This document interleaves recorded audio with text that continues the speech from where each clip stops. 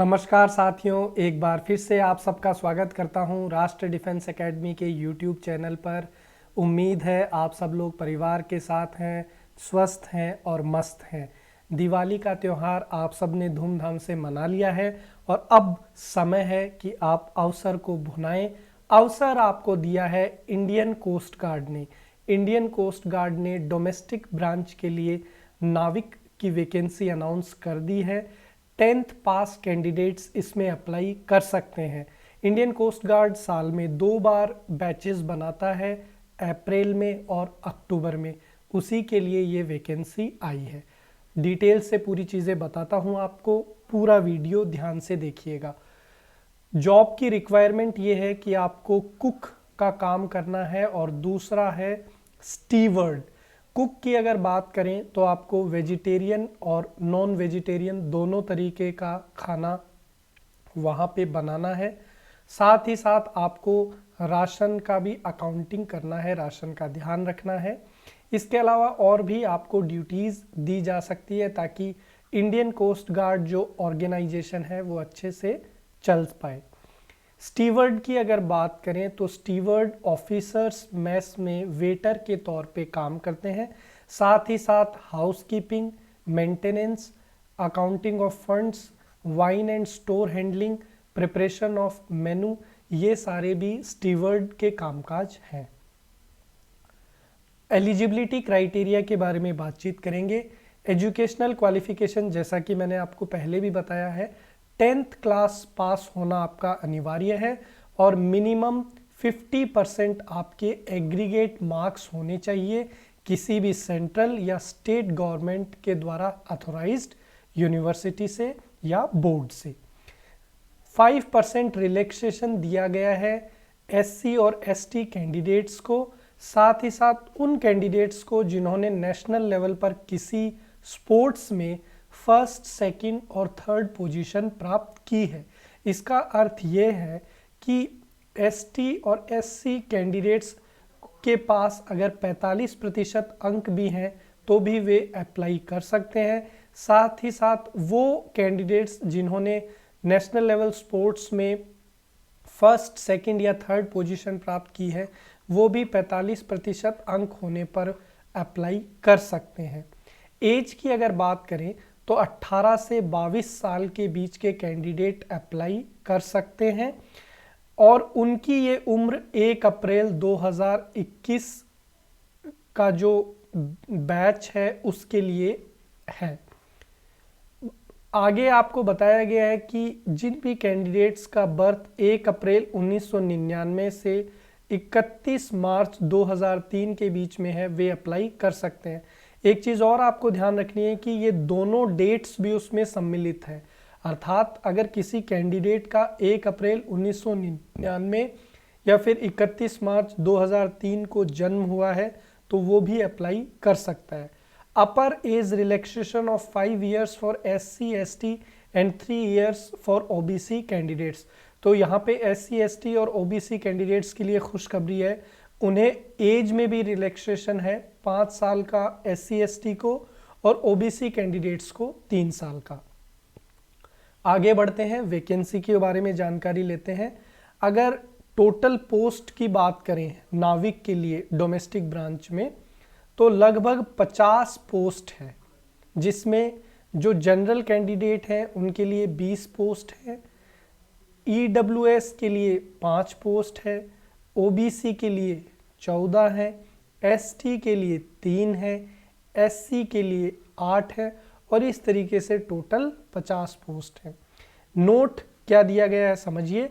These vacancies are tentative and may change depending on availability of training slots। कि ये जो 50 vacancy हैं ये टेंटेटिव है, मतलब परमानेंट नहीं है, फिक्स नहीं है। ट्रेनिंग के अंदर वहाँ पे अगर स्लॉट्स कम अवेलेबल हैं तो ये वैकेंसी घट सकती है और ट्रेनिंग के अगर स्लॉट्स ज़्यादा हैं तो वैकेंसी बढ़ भी सकती है। आगे समझिए कि आपको अप्लाई किस तरीके से करना है। Applications will be accepted online only. केवल ऑनलाइन माध्यम से आप अप्लाई कर सकते हैं। 30 नवंबर से लेकर 7 दिसंबर 2020 ये डेट्स आपके लिए महत्वपूर्ण है। 30 नवंबर से आप अप्लाई कर सकते हैं और 7 दिसंबर 2020 को शाम 5 बजे तक आप अप्लाई कर सकते हैं। Candidates are to log on to www.joinindiancoastguard.gov.in। यह वेबसाइट आपको ध्यान रखनी है, इसके ऊपर जाकर के आपको अप्लाई करना है। एप्लीकेशन कैसे करना है पूरा डिटेल में मैं आपको बता देता हूं। सबसे पहले आपको www.joinindiancoastguard.gov.in पर जाना है। इस वेबसाइट पे जैसे ही आप पहुंचेंगे आपको अपॉर्चुनिटी जो बटन है उस पर क्लिक करना है। जैसे ही आप उस पर क्लिक करेंगे तो आपको एक एडवर्टाइजमेंट वहां पे नजर आएगा। आपको रिक्रूटमेंट ऑफ नाविक डीबी यानी कि डोमेस्टिक ब्रांच 012021 बैच, इस पर क्लिक करना है। जैसे ही आप इस पर क्लिक करेंगे तो आपको फिर पोस्ट जो अप्लाई की है उसके लिए क्लिक करना है, नाविक डोमेस्टिक ब्रांच। फिर आपको क्लिक करना है आई एग्री बटन पर और आपका ऑनलाइन एप्लीकेशन जो है वो आपको सामने आपके नजर आ जाएगा फॉर्म के रूप में। Proceed to fill up the application, all star marked entries are compulsory and to be filled. आपको एप्लीकेशन को फिलअप करना है और जहां पे स्टार मार्क किया हुआ है वो सारी डिटेल्स कंपल्सरी तौर पे वहां पे फिलअप करनी है। Candidates have to upload the photograph and signature in JPG format, image quality 200 dpi, size of photograph and signature must be between 10 KB to 40 KB and 10 KB to 30 KB respectively। आपको form के अंदर signature और अपना एक passport size photo JPG format में वहाँ पे upload करना है।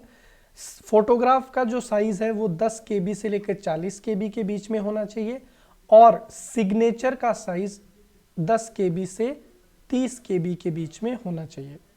On completion of filling application, check your fill details once again prior clicking on the submit button। Submit button पे क्लिक करने से पहले एक बार पूरा फॉर्म आप रीड आउट कर लें कि आपकी सारी डिटेल्स सही है, उसके बाद में आप सबमिट बटन पे क्लिक कर दीजिए। इस तरीके से आप अप्लाई कर सकते हैं। सिलेक्शन प्रोसीजर क्या है वो समझिए। Online applications will be sorted out center wise. The conduct of test is planned during the month of early January 2021। The selection procedure is as follows।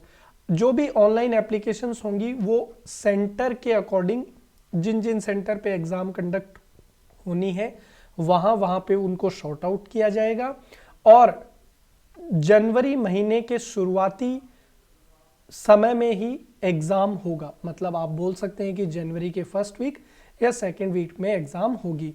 Short listing criteria will be based on higher percentage of marks for a particular examination centre. Short listing criteria जो है, अगर किसी examination centre पर ज्यादा percentage वाले candidates आ गए तो select करने का या शॉर्ट आउट करने का जो क्राइटेरिया है उसके परसेंटेज बढ़ भी सकते हैं। The qualifying cutoff percentage of a particular center may be increased if more number of applications with higher percentage is received। जो मैंने आपको बताया कि अगर किसी सेंटर पर हायर परसेंटेज वाले कैंडिडेट्स ज़्यादा हैं तो कट ऑफ जो है वो बढ़ भी सकता है, जिस कट ऑफ पे वो शॉर्टलिस्ट करेंगे। सिलेक्शन प्रोसीजर में एग्जाम क्या होगा वो भी समझिए। रिटन एग्जाम होगा और ऑब्जेक्टिव टाइप पेपर होगा। मतलब आपको 4 ऑप्शन हर क्वेश्चन के दिए जाएंगे। मल्टीपल चॉइस क्वेश्चन पेपर वहां पे होगा। क्वांटिटेटिव एप्टीट्यूड यानी कि maths, general science, general English, general awareness जिसमें करंट अफेयर्स और स्टैटिक जीके, और रीजनिंग में वर्बल और नॉन वर्बल। ये आपका सब्जेक्ट है, सिलेबस है जिसके अंदर से आपसे क्वेश्चन पूछे जाएंगे। सिलेक्शन प्रोसीजर में जैसे ही आप रिटन एग्जाम क्वालिफाई कर लेते हैं तो आपका वहाँ पे एक PFT होगा यानी कि फिजिकल फिटनेस टेस्ट, और उसके बाद में एक मेडिकल एग्जामिनेशन होगा जो प्रिलिमिनरी मेडिकल एग्जामिनेशन होगा। जो टेस्टिंग प्रोसीजर है उसके अंदर 2 से 3 दिन का समय लगेगा। Physically challenge candidates are not eligible to apply for this examination. तो ये चीज़ आपको ध्यान रखनी है कि अगर आपके हाथ पैर कहीं पे प्रॉब्लम है तो आप इस एग्ज़ाम के लिए अप्लाई नहीं कर सकते। फिजिकल फिटनेस टेस्ट उन्हीं कैंडिडेट्स का होगा जो रिटन एग्ज़ाम क्वालिफाई करेंगे, और जिन भी स्टूडेंट्स ने रिटन एग्ज़ाम क्वालिफाई किया होगा उनको ये सलाह दी गई है इंडियन कोस्ट गार्ड की तरफ से कि वे शूज़, टी शर्ट, ट्राउज़र लेकर के आएँ ताकि फिजिकल फिटनेस टेस्ट में उनको सहूलियत हो। फिजिकल फिटनेस टेस्ट में 1.6 किलोमीटर की दौड़ होगी जो आपको 7 मिनट में कंप्लीट करनी होगी। 20 स्क्वाट्स होंगे जिनको आप उठक बैठक बोलते हैं हिंदी में, और 10 आपको पुशअप करनी होगी। तो ये आपका फिजिकल फिटनेस टेस्ट होगा। आगे बढ़ते हैं। जो candidates physical fitness test qualify कर लेंगे उनका एक इनिशियल लेवल पर मेडिकल एग्जामिनेशन होगा उसी सेंटर पे जहां पे वो फिजिकल फिटनेस टेस्ट पास करेंगे। Based on the performance in the written PFT, candidates will be shortlisted for medical examination in a ratio as may be decided by the Indian Coast Guard. Mere declaration of it in initial medical examination does not indicate selection of the candidate for the final medical at the training academy at INS Chilka. तो ये चीज़ आपको ध्यान रखनी है कि जो candidate written qualify कर लेंगे उसके बाद में फिजिकल टेस्ट क्वालिफाई कर लेंगे उनका एक इनिशियल लेवल पर मेडिकल होगा सेंटर पर, लेकिन इसका मीनिंग ये नहीं है कि उनका फाइनल सिलेक्शन हो गया है। फाइनल सिलेक्शन जो होगा वो मेरिट के आधार पर होगा और उसके बाद में कैंडिडेट्स का दोबारा एक मेडिकल होगा एकेडमी ज्वाइन करने से पहले, जो होगा ट्रेनिंग एकेडमी INS चिल्का में। अगर कैंडिडेट वहां पे भी मेडिकल में रिजेक्ट होता है तो उसको रिजेक्टेड कैंडिडेट माना जाएगा। The select list will be prepared from the candidates who qualify in all the tests depending upon the available vacancies. The zone-wise select list of candidates will be displayed in the Indian Coast Guard website in the month of March 2021. जो candidates सारे test qualify कर लेंगे उनका फिर vacancy के आधार पर एक merit list बनेगा और वो मेरिट लिस्ट जोन वाइज होगी। ये चीज़ आपको ध्यान रखनी है, मेरिट लिस्ट जो है वो सेंटर वाइज नहीं होगी, जोन वाइज होगी। East zone, west zone, north zone, south zone, इस तरीके से वो मेरिट लिस्ट बनेगी। और मेरिट लिस्ट जो है वो आप www.joinindiancoastguard.gov.in पर देख पाएंगे। मार्च के महीने में, मार्च 2021 तक इसका रिजल्ट आ जाएगा। It is clarified that merit list will be zone wise and not centre wise. ये मैं आपको बता चुका हूं, मेरिट लिस्ट जो होगी वो जोन वाइज बनेगी, सेंटर वाइज नहीं बनेगी। मेडिकल स्टैंडर्ड्स के बारे में जान लेते हैं।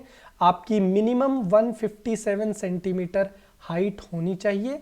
जो पहाड़ी क्षेत्र से होंगे कैंडिडेट उनको हाइट में कुछ रिलैक्सेशन दिया जाएगा सेंट्रल गवर्नमेंट के ऑर्डर्स के आधार पर। चेस्ट आपका अच्छे शेप एंड साइज में होना चाहिए और मिनिमम 5 सेंटीमीटर का चेस्ट में एक्सपांशन होना चाहिए, जो चेस्ट फुलावट हम लोग जिसको बोलते हैं। वेट आपका हाइट के प्रोपोर्शन में होना चाहिए और हियरिंग यानी कि जो ईयर्स हैं वो आपके नॉर्मल यानी कि अच्छी कंडीशन में होने चाहिए। कैंडिडेट्स को ये एडवाइस है मेडिकल बोर्ड की तरफ से कि वे मेडिकल में जाने से पहले चेस्ट जो ईयर है उसका वैक्स यानी कि जो हमारे कान में जो गंदगी है और जो हमारे टीथ्स पे जो येलो टार्टर जम जाता है उसको क्लीन करवा कर मेडिकल में जाएं।